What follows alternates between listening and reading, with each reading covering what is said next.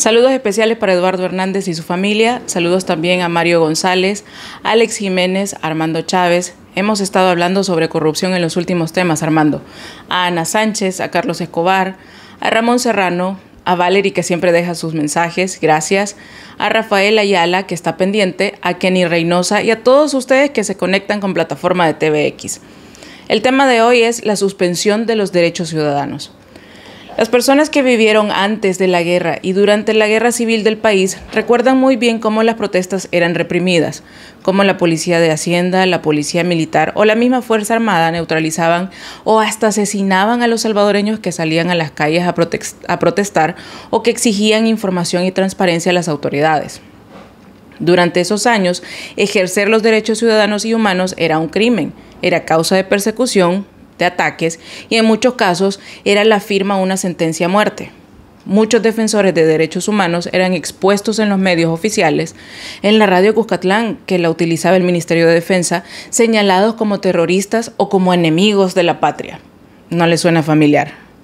El 30 de julio, por cierto, se cumplen 46 años de la masacre de los estudiantes de la Universidad Nacional que fueron asesinados por los cuerpos militares ese día, en 1975, en una protesta estudiantil en contra del allanamiento del Centro Universitario de Oriente y en contra de las múltiples violaciones a derechos humanos que sucedían en ese entonces. Ahora, en las últimas semanas hemos visto cómo las protestas en Colombia, en Cuba o en Nicaragua han sido reprimidas con violencia. Muy parecido a algo que veíamos en muchos países de Latinoamérica, no solo en El Salvador, durante la década de los 70s y los 80s.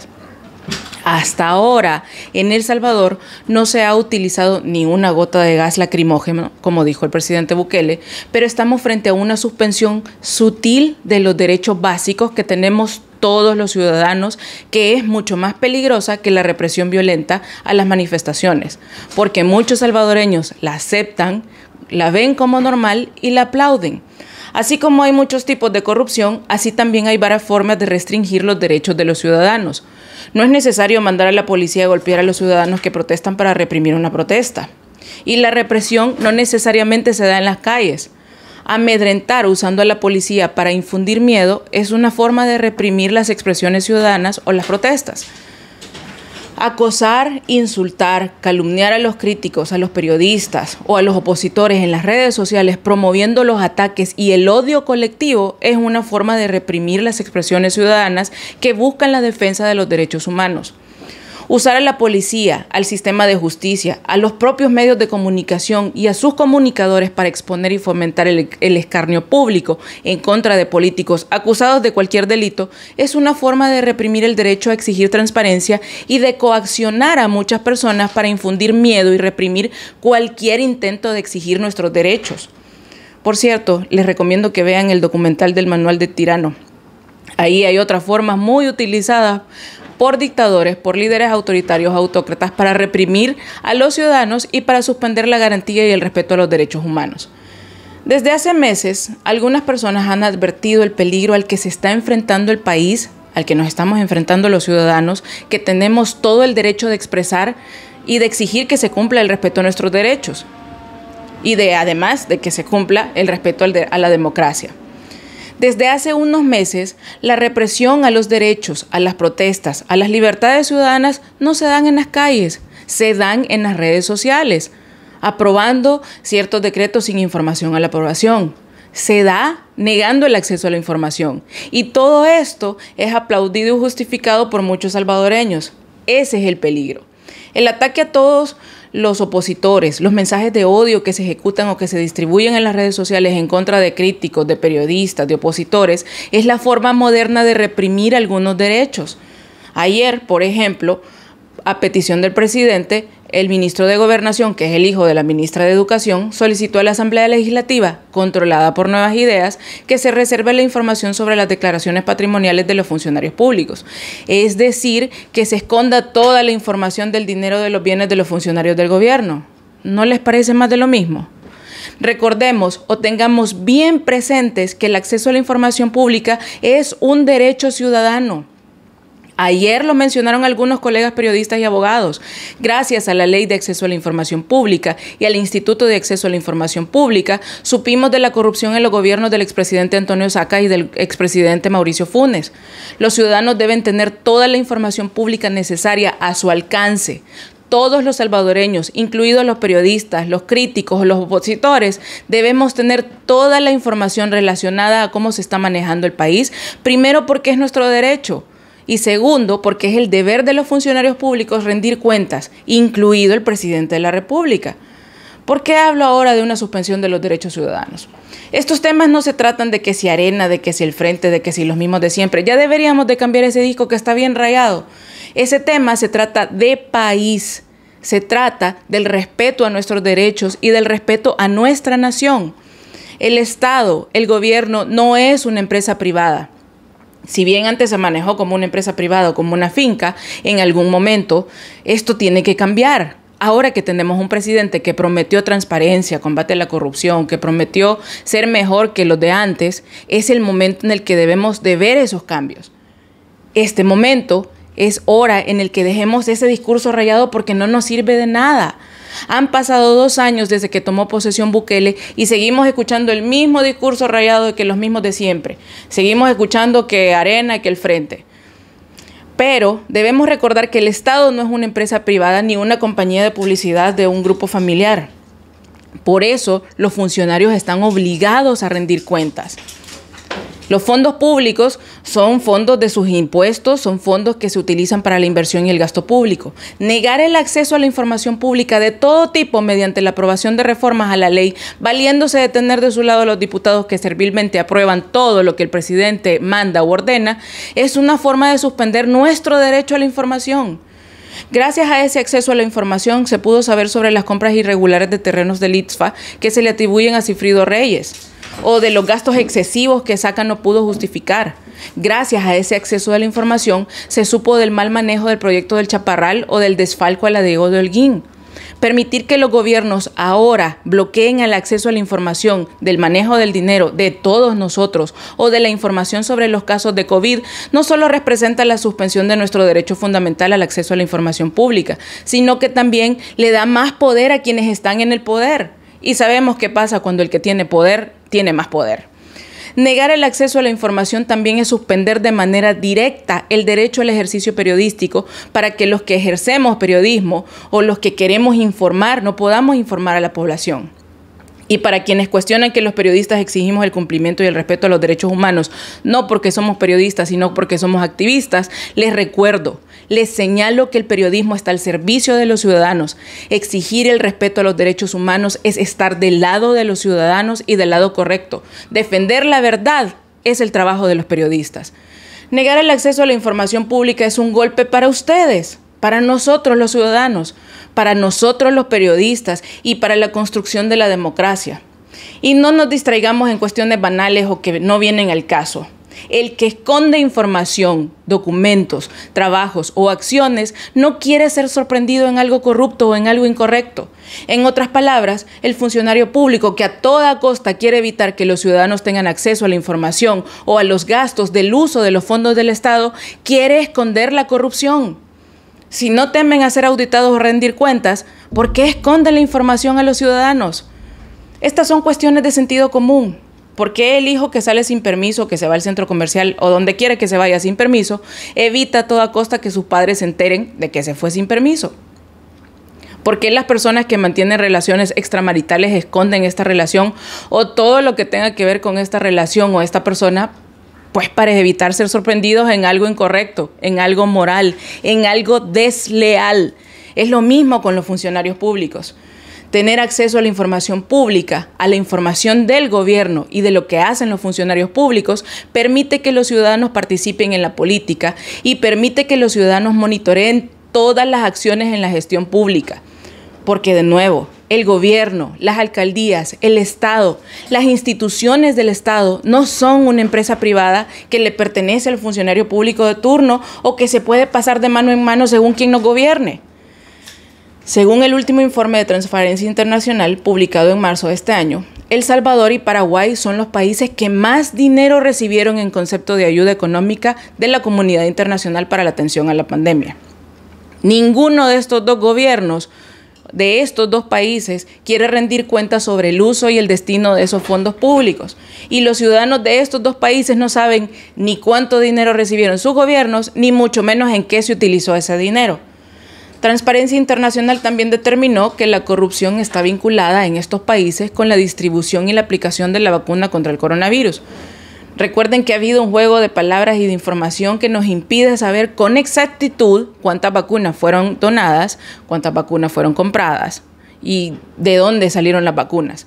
Recuerden que no sabemos si las vacunas que el gobierno donó a otros países fueron vacunas compradas con su dinero, fueron vacunas donadas por otros países. Y además hay que señalar que es ilógico y hasta desleal el hecho de estar regalando o entregando vacunas a otros países cuando no se ha garantizado la protección de los propios ciudadanos de su país. En El Salvador, los ciudadanos, ustedes, nosotros no sabemos cómo se ha desarrollado la vacunación, no sabemos sobre las cifras reales de la vacunación o de contagios, porque el gobierno impide el acceso a esta información.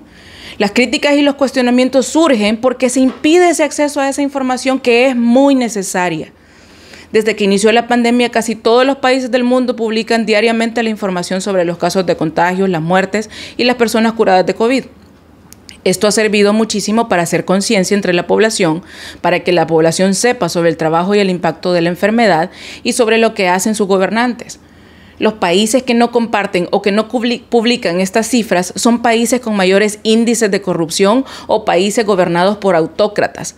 Ahora se aprueban medidas de salud que restringen las reuniones para evitar contagios. Esta no es una medida sacada de la manga de la camisa, pero esto se sigue haciendo sin un plan.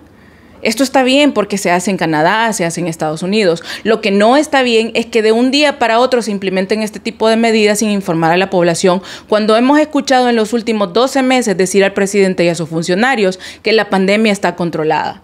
Lo que no está bien es creer a ciegas que la pandemia está controlada. Esto es como ir al doctor porque tenemos un tumor y que el doctor nos inyecte un tranquilizante y nos diga que todo va a estar bien sin hacernos los análisis correspondientes. No vamos a sanar, vamos a recaer, vamos a tener otras complicaciones y al final, cuando vayamos a otro doctor, puede que sea tarde para curarnos. Frente a una enfermedad así, buscamos otras opciones si es que tenemos la información necesaria en nuestras manos. Algo así sucede en El Salvador, y lo que no está bien y que además resulta sospechoso es que se prohíban las concentraciones sin especificaciones en las calles o en espacios públicos, pero que se permitan esas concentraciones en bares, en centros comerciales y en otros espacios de ese tipo. Aquí podríamos estar frente a otra suspensión de otro derecho fundamental, el derecho a expresarnos y a manifestarnos. Es curioso que se apruebe este tipo de nuevas medidas en medio de una semana en la que hemos visto cierres de carreteras por protestas ciudadanas o poco antes de que entre en vigor la ley del Bitcoin, que generó muchísimas críticas y de las que muchos de ustedes no están de acuerdo. Este tipo de acciones no son sacadas de la manga de la camisa, pero tampoco son acciones encaminadas a enfocarse en el control de la pandemia porque no tienen un plan específico o un programa de los resultados que esperamos obtener. Desde la historia, los regímenes dictatoriales, autoritarios y antidemocráticos suspenden todos los derechos humanos, sus garantías, recurriendo al miedo, a las amenazas y a los asesinatos y al bloqueo al acceso a la información pública. Si bien no hemos visto violencia todavía en El Salvador, no es necesario que la veamos. China, Irán y Arabia Saudita se han ganado la fama de países en los que se restringen y se suspenden los derechos humanos de los ciudadanos y en los que los críticos o los que protestan son asesinados legalmente. El Salvador no ha llegado a esto. Muchos podríamos decir, no es necesario llegar a esto, pero hemos visto un patrón peligroso en este gobierno en el que no son los funcionarios públicos, el presidente, los que directamente suspenden nuestros derechos. No son ellos los que directamente lo hacen, pero son otras personas allegadas al gobierno, parte del gobierno, empleados de gobierno o los mismos fanáticos del gobierno los que se encargan de ejercer violencia de muchos tipos para infundir temor, para promover ataques o para insultar a quienes defienden los derechos y así se suspende también nuestra garantía de los derechos. En Nicaragua, donde Daniel Ortega mandó encarcelar a los periodistas y opositores y a los candidatos de la oposición, se han suspendido los derechos y, en efecto, esas acciones causaron miedo entre la población. Eso también es una suspensión al derecho de expresarse. ¿Por qué a los gobernantes no les conviene tener una población informada y con miedo?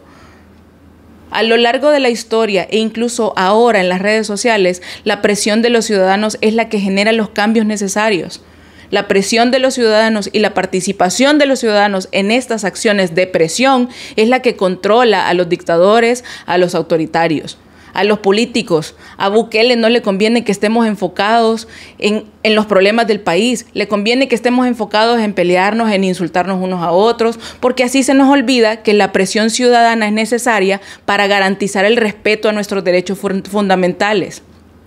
Los tiempos han cambiado, pero lo que no ha cambiado es el papel de los ciudadanos y cómo los ciudadanos pueden generar los cambios necesarios en una sociedad y en un país.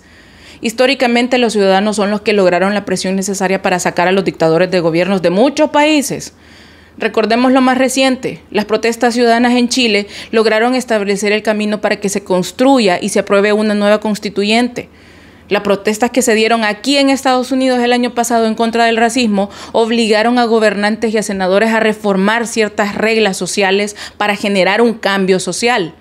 Gracias a estas protestas se han removido estatuas de figuras que permitieron la esclavización de los negros, que normalizaron el racismo, y ese ha sido un gran avance.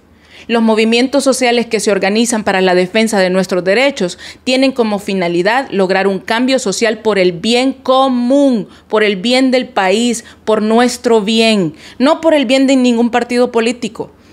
Hace unos 50 años se aplicaba el concepto de movimiento social a grupos revolucionarios, comunistas o socialistas, pero ahora no se trata de cuestiones ni de izquierdas, ni de comunistas, ni mucho menos de derechas. Se trata de cuestiones de país, del bien común. Evidentemente, a un partido político o a un presidente que nos mantiene en pugna eterna entre nosotros, más polarizados que antes, odiándonos unos a otros porque pensamos diferentes, le conviene que estemos en esta situación. Gracias a los movimientos sociales y gracias a que los ciudadanos se unieron por el bien común, es que en América Latina se ha logrado la democracia, se han alcanzado los derechos laborales y hasta la división de los poderes en los estados. La unión de los ciudadanos es necesaria para garantizar el respeto a nuestros derechos. Los derechos ciudadanos se han ganado de forma gradual en todo el mundo, gracias a la presión que han hecho los ciudadanos y a la presión de los críticos y a la participación de toda la sociedad en los cambios que son necesarios en un país. Los ciudadanos no debemos aceptar a ciegas decretos, leyes que no conocemos, de las que no recibimos información y que además restringen nuestros derechos. Es necesario que nosotros mismos exijamos el respeto a nuestros derechos y el respeto al derecho fundamental del acceso a la información. Que tengan todos muy buenas noches.